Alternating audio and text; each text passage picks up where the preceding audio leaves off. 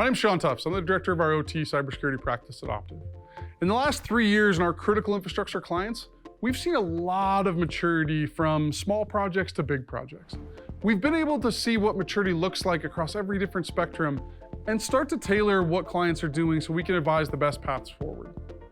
First on that list is the cyber basics: antivirus and segmentation. And I said antivirus in the true meaning of antivirus, old school signature-based to the best of 2010. If there's an old outdated Windows machine, we need AV sitting on top of it. The second one up is segmentation. We can't have all of our manufacturing sites across the globe be on one flat network. We need to cut those up so that ransomware, if it goes in, won't get us all, it'll just get 1 or 2 sites. From there, further micro-segmenting in each individual environment. Segmenting across process lines, segmenting north and south traffic. We need to be better and cut this up as far as we humanly can. If we do segmentation and AV right, we move on to the second step. And that's where we start to really measure risk. In our threat model, we have 1,800 controls that need to be done right for a holistic cybersecurity program. That's a lot.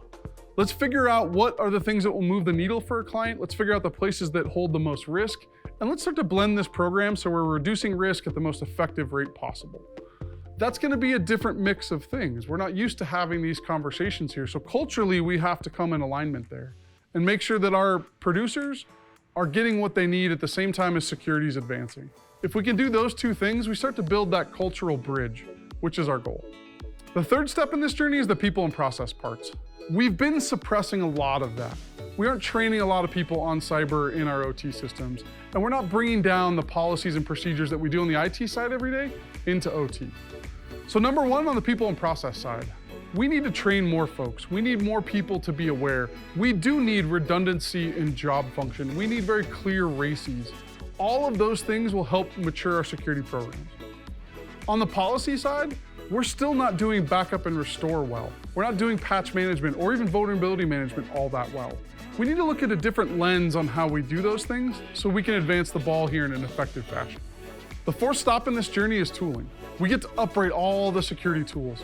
The first one's an OT sensor, something that goes in passively that gives you a global look at ransomware and malware. Really important. The next step, firewalling. We have our boundary firewall. We need to see that north-south traffic. We also need east-west traffic, which is really important. The next step is SIM. We need to collect all the logs from these environments and hand them to the right SOC operator that can triage that appropriately. The next step in that process is EDR.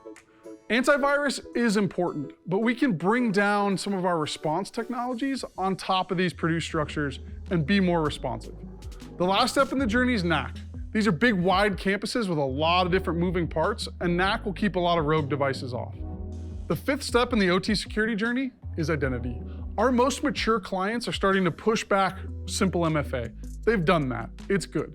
We're getting into shared credentials. We're working into PAM. We're getting into IGA structures. The current state today, someone that walks in the facility will probably get access. Let's make that more refined. Let's put more user analytics and behavior models around what that person's doing so that they're more accountable at work. The 6th step in this journey is revisiting some of the things we've struggled with in the past, specifically patch management and application whitelisting. Both of those seem like really easy programs that could reduce our attack surface, but they were really hard. Replacing every old Windows device was too challenging. Let's revisit that, see if we can build a better patching program at this stage. The next one, application whitelisting, it seemed like a good idea at the time. We didn't see too many people execute it efficiently. Now that we've got other security technologies done and built, it's a good time to revisit if that's right for you. Step 7, the final step in this journey. Now that we've got people, process, and technology all improved, let's funnel those alerts to the right location, our SOC. Those tier 1 operators are waiting and responding to things at the corporate level. They need to be handling these alerts too. The best organizations have one alert schema they're operating for the whole company and not piecemealing based on where the alert came from.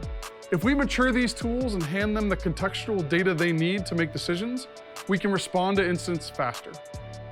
The OT team at Optiv is here to help clients on this maturity journey. Number 1 in the basic category, we have a risk assessment. This risk assessment is built to, number 1, identify risk, but number 2, build a roadmap that can work. And it can work with your people, it can work with your budget, and it can work with your time. The next step is advanced tooling. We have engineers that can help you go global. These projects are hard to deploy. We need to put technology into the field and we need to tune it correctly. Our engineers are standing by to help you mature that and to do it fast. The last step in this process is that SOC. We have alerts coming at us from every angle of the globe. Let's funnel those into a common alert schema, build the right OT playbook, and hand it over to our tier 1 analysts to respond on. We can bring down the alert delay here from weeks, months, years, down into minutes, which is really valuable. Optiv's consultants on the OT team come from industry. We're here to help clients both big and small, wherever you are in this OT cybersecurity journey. So please reach out for help.